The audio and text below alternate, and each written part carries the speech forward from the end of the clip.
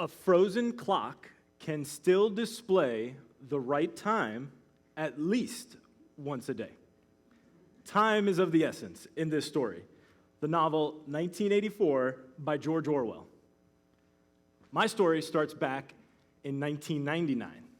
While most people were worrying about time coming to a halt due to Y2K, I was in high school worrying about having to read 1984. I admit, on my first attempt, I failed to read the book. Instead, I went to a bookstore in search of a summary. To begin, 1984 is a dystopia. It's a future we should fear. You meet the main character, Winston Smith, hiding from a totalitarian government and sentenced to the Ministry of Love, which contains a torture chamber known as Room 101, where your worst fears are. In skimming through the summary, you see phrases like, Big Brother is watching you, war is peace, freedom is slavery, ignorance is strength, thought crime, and thought police. Overwhelmed, I even failed at reading the summary of 1984. On the other hand, I did watch the movie Enemy of the State, starring a different Smith, Will Smith. I remember feeling that fear and paranoia, that sense, like the government is watching you, watching everything you do, from outer space, zooming in from satellite to street view, tracking your every move across the city. Fast forward a few years later, and I'm in college studying to become a high school teacher. And my mentor teacher tells me, you need to teach this novel, 1984. Now I really need to read the book. Although, being a contrarian by nature, I pressed her. I said, but why? And she said, it's as timely now as ever. She continued, it's also banned in some school districts because of sexual content and radical ideas. She was using some reverse psychology. She added, you need to read it before it's banned again. Okay? Besides, it's a classic that easily lends itself to current events as well as history. Decisively, she won me over with this famous quote, who controls the past controls the future. Who controls the present controls the past. Little did she know that I would go on to read and reread this book with well over 10,000 hours invested and teaching over 1,500 students this book, 1984, and still going. Over the last 2 decades, my students and I have rigorously scrutinized the book's 2 major thematic topics of privacy and propaganda. Through both left and right-leaning administrations and various world events. The phrase that this is timely now as ever has totally rang true. To give us some context, let's orient ourselves with a timeline. Who controls the past? A product of British colonialism, George Orwell was born in 1903 in India. He was a mini-internet of his time, capitalizing on experiences from around the globe, continental Europe, all the way back to London, England. In Orwell's time, he was critical of imperialists, fascists, Nazis, Soviets, communists. The right nor the left escaped his sharp ridicule. In his late 30s, Orwell experienced the horrors and life-changing events circa World War II. The book 1984 was written mostly in 1948, 3 years after World War II ended. Legend has it, Orwell flipped the last 2 numbers of the date to set a future for his magnum opus. He was on his deathbed when the book was released in 1949. I've had students genuinely ask me, did this actually happen in 1984? No, this is fiction. Hopefully this will never happen. But again, this is about a future that could still happen. It could still occur. It's reminding us to be diligent. When Orwell chose the date of 1984 back in 1948, that was over 30 years into the future. It would be like me today writing about a future government that we would have in, say, the 2050s. It's far enough away that anything is possible. 1984, the actual year, has passed, but the call to action remains. Who controls the past controls the future. Now that we've covered the 20th century, let's look a little bit at the 21st century. Since I've been reading and rereading 1984, the two main themes of privacy and propaganda continue to play out. Concerns over the evaporation of privacy can start with the technological developments of social media, smartphones, and all those little GPS devices in our cars.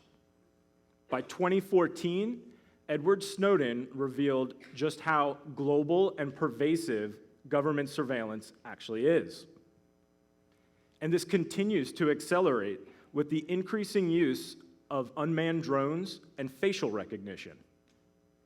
The war on terror vaporized our right of privacy through political means too, starting with 9/11 and the Patriot Act, and shock and awe and the invasion of Iraq, televised live on cable news like the kickoff to a football game. If you have done nothing wrong, then you have nothing to hide, right? By a show of hands, how many of you in the audience would be willing to give up some of your privacy for some fame? Well, many of my students nowadays would gladly give up some of their privacy to get some celebrity status, go viral. This generation of students that are born after 9/11 cannot remember having more personal privacy. Live streaming and life streaming converge. And I'm catching myself receiving notifications about my screen time, staring back at my device, and the camera lens staring back at me, and my screen time continues to increase. Simultaneously, we are seeing our privacy diminish, while we see the other theme of propaganda being fed to us through these same privacy-invading devices. In the novel, 1984, there are these telescreens that display government propaganda constantly, and they also watch and listen. Every screen is a two-way mirror. The screens almost totally reduce our privacy. In the novel, 1984, there is this language called Newspeak. The government could narrow the range of thought by limiting our vocabulary. Discourse, how we communicate, how we talk to one another, matters. The government in the novel appears to be infallible, and the public is indifferent because there are endless distractions. What we are seeing are these two forces in contrast to one another. The increase in propaganda is further reducing our privacy, which causes us to recoil for deeper private domain. It is becoming more and more difficult for privacy advocates to persuade a public audience. When I practiced this presentation for my students this year, I asked them for some feedback, and they said, "Mr. P, you need to add more jokes." It's like, okay, but this is no joke. What we are witnessing is an unprecedented invasion of our privacy, and we are battling waves of propaganda and disinformation like never before. Free thought and privacy are necessary for us to have liberty, equality, and popular sovereignty. The Declaration of Independence is cited in the last few paragraphs of 1984 in the appendix on Newspeak, and it changes the meaning of the story when you reread 1984. How can we not hold these truths to be self-evident, that we are all created equal and that we are endowed by our Creator with certain inalienable rights? If we are always being watched, then we are subjugated to the status of less than the watcher. Who watches the watchman? Dystopias like this, like 1984, are truly rewarding because the author admits from the very beginning that they do not know what will happen in the end. This is just one potential outcome, and we can avoid it if we try. Moreover, the beauty of 1984 is its devotion to literacy and this genre of dystopia. You see, reading and writing are very important, yet simple acts that reaffirm our fundamental rights. When you take time to read a print book, disconnect from the digital, you reclaim a right of privacy, a right not to be monitored or tracked. When you take time to write in a physical book, like a journal or a diary, you reclaim a right of expression, a right of self-consciousness and self-authority. In the past few decades, we have seen contemporary dystopian takes on themes from 1984. Works like V for Vendetta, Haruki Murakami's global tome 1Q84, The Hunger Games, and Margaret Atwood's The Handmaid's Tale all show just how popular and pressing these ideas continue to be.